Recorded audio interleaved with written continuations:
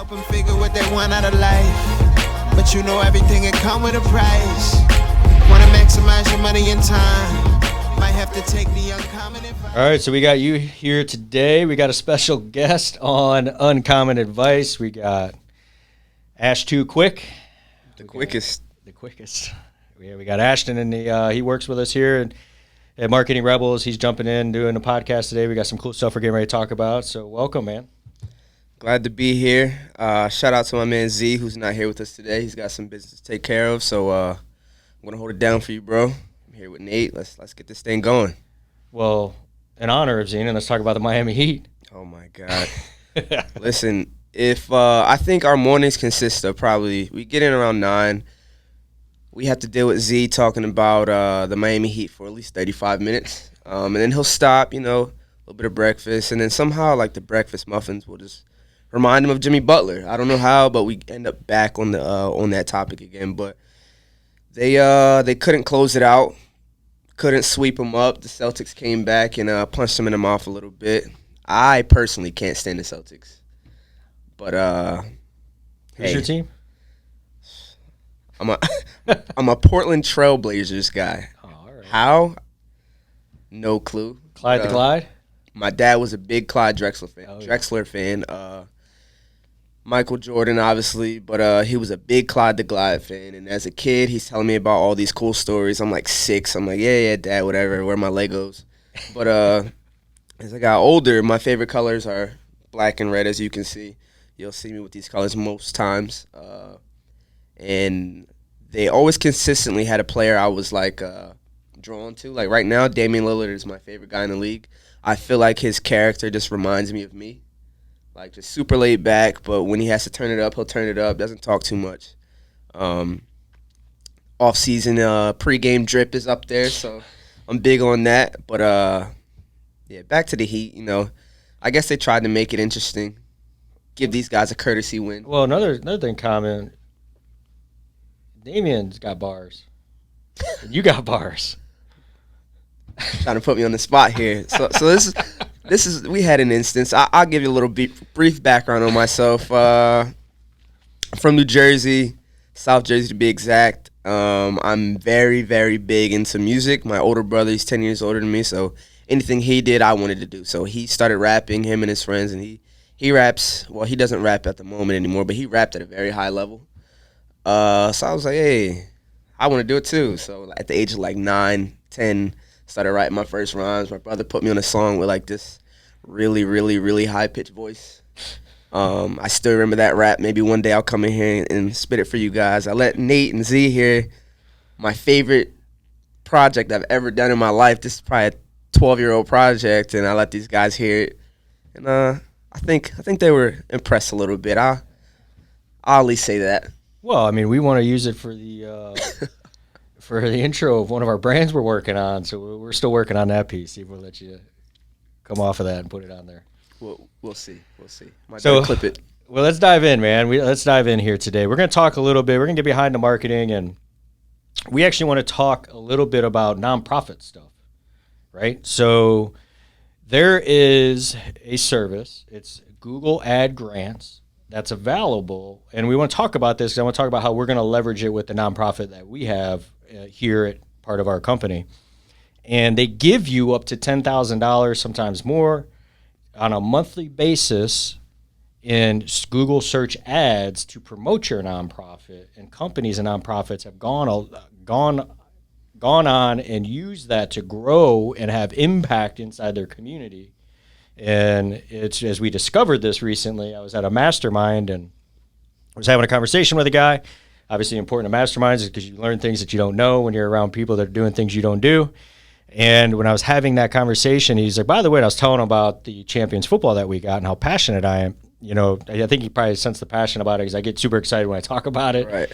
And he started telling me he was like, hey, have you looked into Google Ad Grants? And I'm like, I haven't. He's like, well, you should. He goes, because they'll give you up to $10,000 a month. And he was saying how he actually has a nonprofit he works with, and they've got them up to $40,000 a month in actual ad spend that they're using to grow that nonprofit. Now, you can use it for nonprofit brand awareness. You can use it for getting donations. You can use it for different ways, but it's kind of unique. So it's one thing we're going to use inside of Champions Football. And I know you've dealt with and worked with a handful of nonprofits in the past as well, and still do. So let's dive on into some of that. Yeah, so like Nate said, we have a pretty good setup here with Champions Football. I, again, back to my older brother. He played a big part in my foundation. He has a nonprofit that I was able to participate in some called I Am More. So it's pretty much trying to revamp the minds of youth who've been told that they are not worthy of doing certain things and not capable. They don't have the access coming from teachers, parents, anybody, trying to give them the experience to see different colleges, different routes of making money, entrepreneurial activities, trade schools, all these type of things. And it all goes back to purpose. What can we do to impact the lives of others? And since then, I just kind of been tied into the youth. And I think what we're doing, we want to give these guys a chance to have a chance. I do myself, I have some questions about this AdSense that Nate is talking about. I know where we're at right now. We're at this is our first year with this with Champions Football. I would like to know, as we continue to grow this thing, in which we definitely are growing quickly, we went from 2 teams to 7 teams? 7 teams. 7 teams. What is it, 40 kids or 35 kids to 106? Yeah, it was 30. It was 33 kids to over 100 in a year span. And I just want to know, if the level we're at now, if say we do get that 10K in ad spending, are we locked in at that 10K, or is it based on what we do? So I don't fully know exactly the rules and regulations of it yet, and we're going through that process right now to make that happen, or figure that out and leverage it. But the way that I understand it, it's 10,000 or more that you can get access to. And as I learn more about it, we'll update here on Uncommon Advice. But the goal for us is to, we're a marketing company, right? Our day jobs is marketing. Yeah. So my thought is, hey, look, and there's a lot of nonprofits that probably don't even know this exists. Maybe you know a nonprofit that you're associated with that you can take this to if you're listening to this, right? And so I don't know if it's up to, I do know it's more than.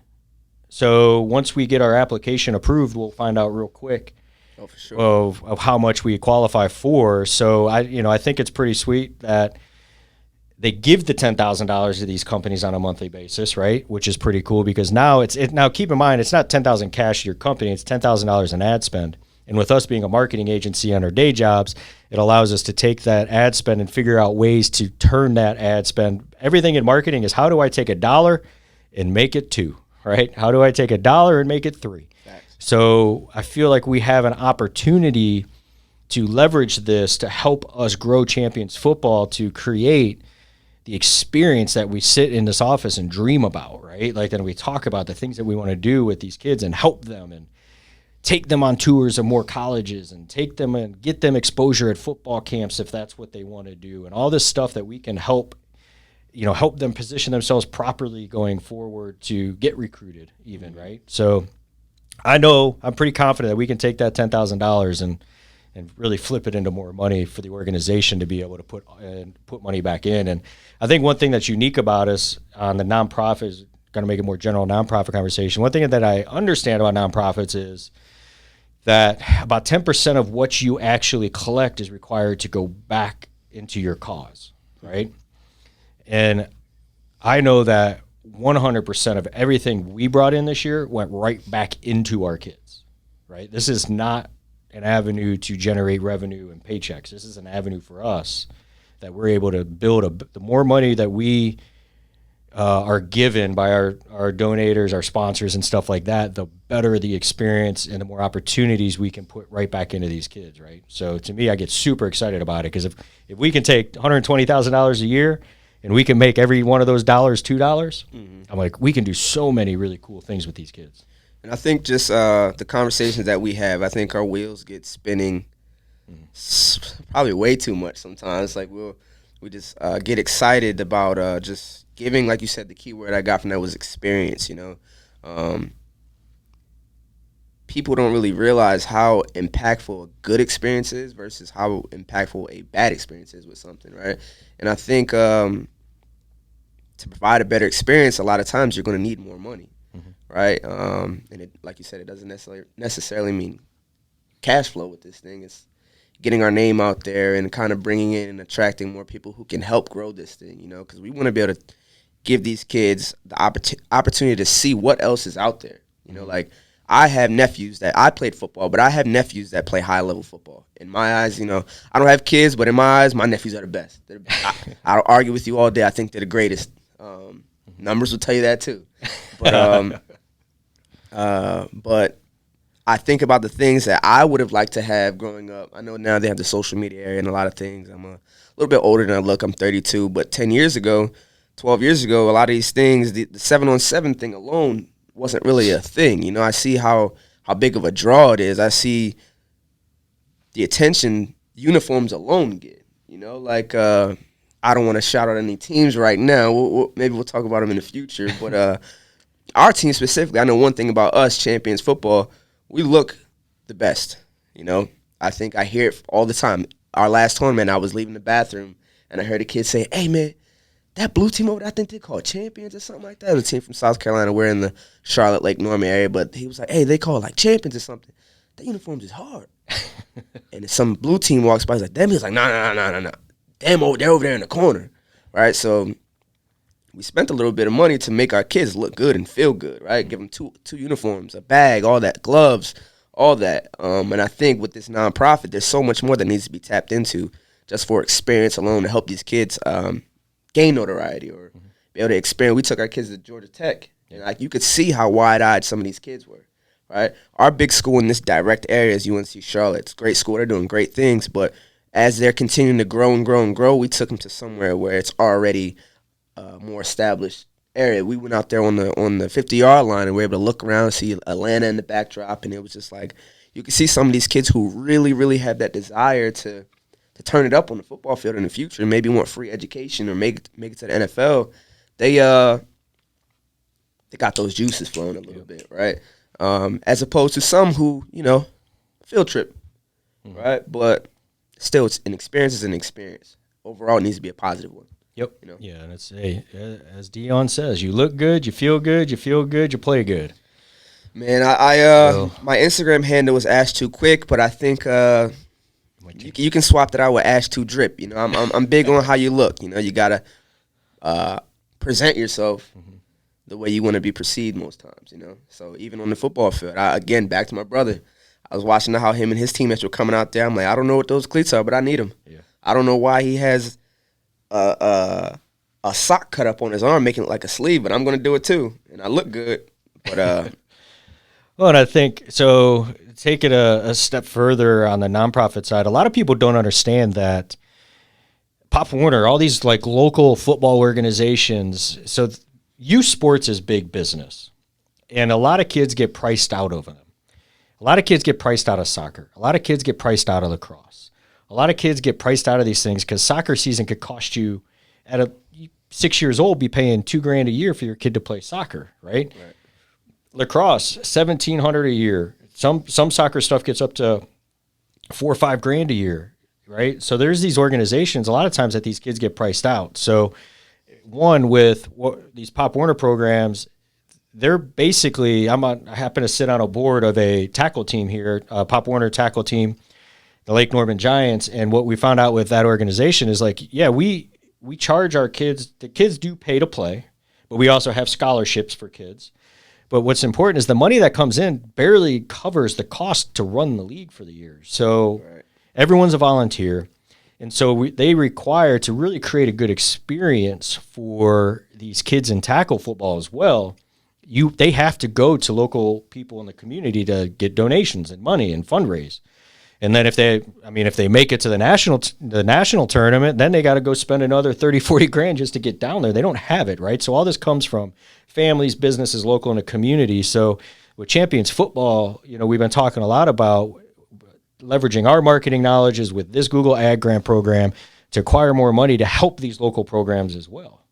So how can we help these kids not only have an amazing experience at 7-on-7, but also help fund some of these local organizations and sponsor more kids in these programs so they can actually create a better experience for kids in tackles at the same side, right? So a lot of people don't know that these Pop Warner organizations are nonprofits and barely have the money to survive every year. Right. So- I can think back when I was a kid. I first started playing football. I remember the cost. I didn't play in Pop Warner. I played in a different league. In South Jersey, we didn't really have Pop Warner. But I remember the cost being my first year. I think it was like $60, and that was a big deal back then. You know, like I used to hear parents like, "If I'm paying this money, you better do this, this, this, this, this." And as the year grows, I keep hearing now they're in the hundreds. Now they're in the higher hundreds, pushing $1,000 in some organizations, and it's like there's so many factors that go on to the success of that. Like, thank God we're in an area where there are so many businesses, and whether it be high-level businesses or lower-level, but there are a plethora of those things to go around to probably tap into. Think about the areas of certain parts of North Carolina alone where they don't have that outreach there. So you think about how many teams pop up left and right, and they're not there the next year, right? Or how many kids were, hey, he was good when he was 10 years old, but by the time he's 12, he can't afford to play football, or that program just could not last anymore. Mm-hmm. So I think what we're trying to do is just combat that to the best way possible, and find alternate ways to be able to help these kids achieve what they desire, you know, because at this age, the kids are the ones who catch the stray bullets, you know. They're the ones who, they have no say in their parents' finances. They have no say on how much the expenses are for these leagues. They're just a kid who loves football, who looks up to OBJ or Justin Jefferson. They just want a ball, but I never want to see that getting taken away from a kid at such an innocent age. Yeah. Well, and there's so many life lessons involved with it, right? So for sure. I think team sports, football and wrestling, mine, I'd say probably 65% of my makeup is what I learned in team sports, you know. And again, that helped me be the young man I am today. I'm not the greatest, but I think I stand well amongst others. But I think that's another thing I just don't want people to not experience, you know. Yeah. So to put I guess a bow on this section here is really what it comes down to is one thing I say that my goal, one of my whys in life and legacy, how I'm going to leave a legacy is creating positive experience and memories that outlive me. And I started that vision with just my family, and now it's expanded into the community, right? And you know what really impacted me this? I was never a big Kobe Bryant fan when he was in the league and when he was around. But what really turned me into a Kobe Bryant fan, unfortunately, was when he passed. And because seeing the impact he had on so many people. Like, you see a lot of, like, a celebrity pass away, and, you know, all of a sudden, like, everyone's crying because a celebrity passed away. Yeah. With Kobe, it was different. It was like this man had impacted so many people and left a lasting impression on so many people that stood out to me. And it was like, holy smokes, like, if I can do just a small piece of what he did in regards to that impact over time, then I feel like I did a pretty good job, right? You know, I can leave, you know, when my time is up and my time is over, if I can leave positive memories and I can leave lessons and everything else for the next generation and people that are my family and kids that in sports, you know, sports is family too, right? So some of these, you know, things that we do in our community, then, you know, that's what I'm shooting for. I think Kobe, I was a big Allen Iverson guy, so I kind of I was in the area where you had to choose one. But when Allen Iverson decided to wrap up his career, I kind of like fell in love with Kobe just because, you know, Mamba mentality. Oh, like, yeah. I kind of get tired of hearing that, especially from people who don't have a Mamba mentality. It's like, yeah, you're just saying it to say it, but that impact that you speak on, it's like while he was playing, he was seen as the villain somewhat, but you see how many people he tapped into, and whether this be pro athletes, how big he was involved with women's sports, all that type of stuff. But I think I was watching Snoop Dogg talk the other day, and he said something that kind of stuck with me. Like, me heading into my 10th year coaching football, he said something that was close to the lines of, my favorite thing is kids that I coached when they were little kids become grown men and they still call me coach as a grown man. That's how I know I had an impact in their life. Because those coaches that he said, the coaches that he had as a kid, he respected them so much that even when he see them in the streets, when it's not football season, coach, or that excitement you got to see. And it's like, to get that same I guess, quote unquote, title or respect. Years later, it's like, wow, I think I left a mark on that kid, you know, because I think about the coaches that I've had. I forgot all the ones that I had no relationship with. I could care less, but those guys like Coach Will, Coach Dudley, these guys who really, I felt like they really cared for me. Coach Kayaza, I could be 55 years old, a grown man with my own family. Hey, Coach, and I'm still going to show that respect. So going back to that legacy, that impact, that imprint, I definitely feel you with that. It's like, I think that's something that we should, as people, should think about a little more often. You know, I think we all get caught up in the hamster wheel of just trying to make it and trying to make things happen. I think legacy is important. It's not always just about our blood, you know, our lineage, our direct lineage, you know, impacting communities. Listen to this, might have to take the uncommon advice.